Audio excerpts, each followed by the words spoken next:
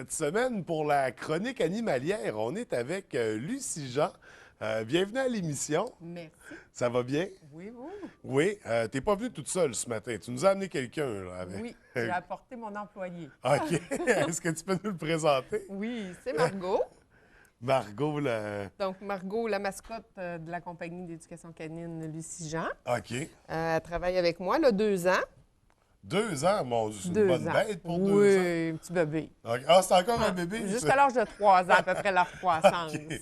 Mais c'est déjà gros, c'est déjà un gros Oui, chien. oui, Là, oui.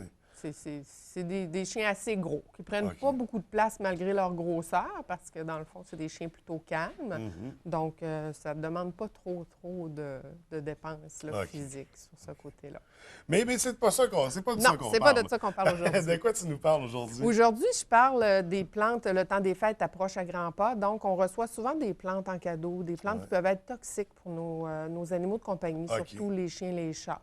Il y a les 4 principales plantes. Il y a le pocentia, il y a le gui, il y a la rose de Noël, puis il y a aussi le hou. Donc ça, c'est vraiment des plantes. Si jamais l'animal en consomme, il peut s'empoisonner avec ça. OK. Fait Ça, que faut même être si c'est vigilant. même si c'est toxique, pardon, l'animal va être porté à en consommer? Oui, ils sont souvent attirés par les plantes. Ça peut être aussi au niveau du chocolat. Le chocolat est très OK. toxique chez les chiens. Des fois, on ne pense pas toujours, mais dans le temps des fêtes, on reçoit, on pose nos verres d'alcool peut-être par terre, à Ouais. côté de notre chaise. Le chien va être vraiment attiré, hein. Le chien, lui, il est attiré par l'odeur. Donc, il va être attiré par ça, puis ça peut apporter des petits problèmes Fait là, que au tout ce niveau qui de la dégage santé. beaucoup, ça va intéresser le chien. Oui, OK. exactement. C'est quand même surprenant parce qu'on dit le chocolat est toxique pour le chien. On est souvent porté à croire que si nous, on en mange, ben le chien en mange aussi. Mais Oui. qu'est-ce que ça peut occasionner, un chien qui mange du chocolat? Bien, on parle d'environ, pour un chien, d'une vingtaine de livres, là, où est-ce que ça peut être, ça peut dégénérer vraiment, entraîner la mort. On parle de 450 grammes de chocolat au lait.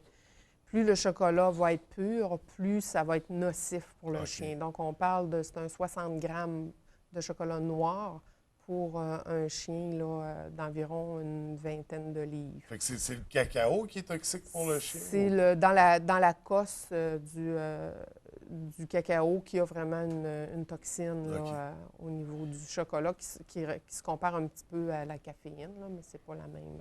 Puis on m'a déjà dit que le sucré n'était pas bon non plus pour les chiens, que ça pouvait même entraîner la surdité. Est-ce que c'est une légende urbaine? Ça, je suis ou- pas vraiment au OK. courant. Je vais me renseigner sur ça, mais c'est sûr qu'il y a beaucoup de gens qui vont vraiment nourrir leur chien comme ils se nourrissent, hein. Ils disent, Ouais. c'est bon pour moi, Des c'est restants bon de pour eux. table, des, Oui, ouais. exactement.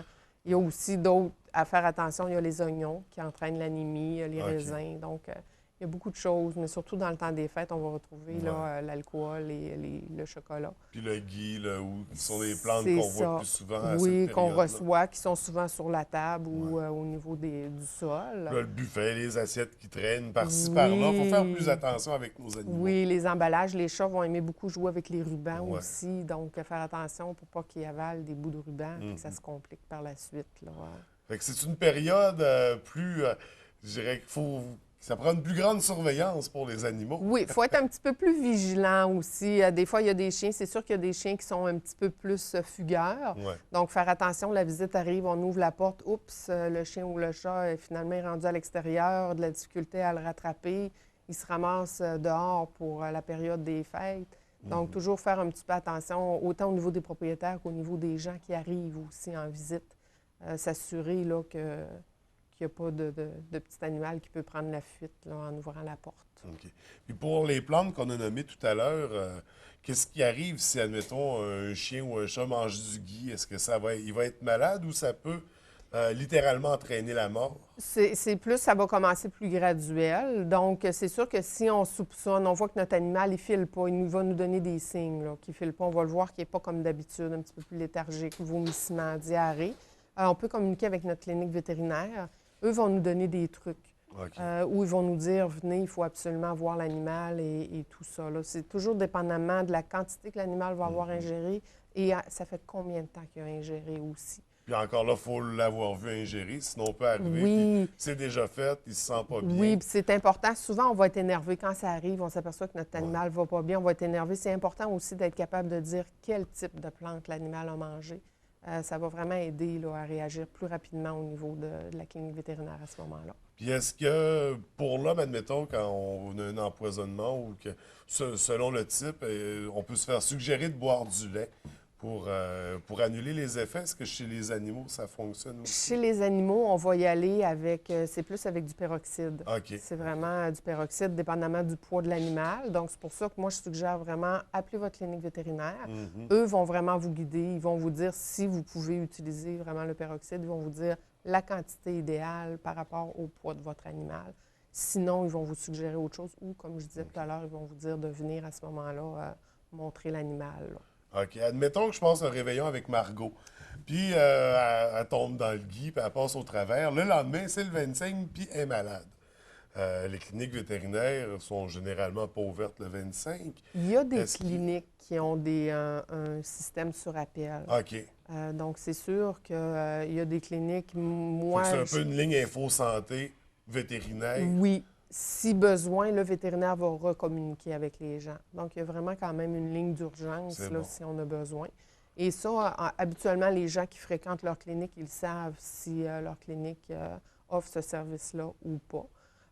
Sinon, ben, ils vont référer, ils vont vraiment référer ou téléphoner là, Mhm. pour avoir la Fait- réponse assez rapidement. Fait que le 24 au soir, on surveille Margot. Oui. On range le gui. Exactement. Le chocolat aussi, on fait Le attention. On le place plus haut. Ouais, un peu moins accessible. C'est bon.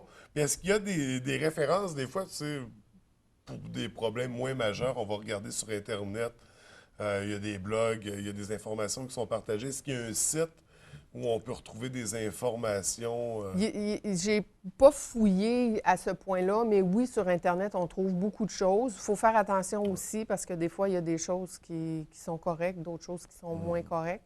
Donc, Fait qu'il faut y aller toujours avec faire le un petit jugement. peu. Faut Oui, pas, toujours pas avec parce le qu'une jugement. personne l'a dit que c'est bon, là, Non, c'est on ça, évite d'avoir exactement. plusieurs références. Oui, puis plusieurs personnes ont plusieurs vécus, donc c'est ça. Faire un petit peu plus attention, être quand même alerte là, OK. sur ce qu'on lit, sur ce qu'on entreprend comme lecture.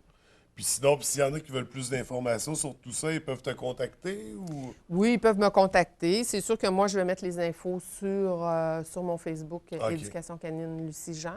Donc, ils peuvent aller voir, puis ils vont On avoir des invite les petites gens à infos. s'inscrire au Facebook aussi. Oui, c'est Parce sûr. que tu partages des informations comme ça. Oui, des photos, toutes sortes de choses. Puis je réponds toujours aux questions. Donc, les gens qui ont des questions peuvent m'écrire, puis il n'y a pas de problème. Là, je réponds toujours aux gens. C'est vraiment un service pour sensibiliser les gens, là, autant sur comportement ou des choses qui ont besoin de savoir. Ça fait qu'on va s'inscrire sur Facebook, on met le gui puis le chocolat plus haut, puis on passe un beau temps des fêtes. C'est en plein ça. Écoute, merci beaucoup. Merci. Puis, est-ce qu'on va avoir l'occasion de se revoir? Alors, normalement, c'est Nadine qui vient faire la Oui, chronique. c'est ça. Là, c'était exceptionnel cette fois-ci. Oui. Mais ça va se poursuivre quand même en janvier, le retour de la Oui. chronique. Oui, tout à fait. Et ça se peut qu'on ait l'occasion de se revoir. Bon, et Margot aussi. Et Margot. Espérons-le. Oui. Qui est très tranquille d'ailleurs. Merci beaucoup, Lucie. Merci. Puis à la prochaine. À la prochaine. Joyeuse fête. Joyeuse fête.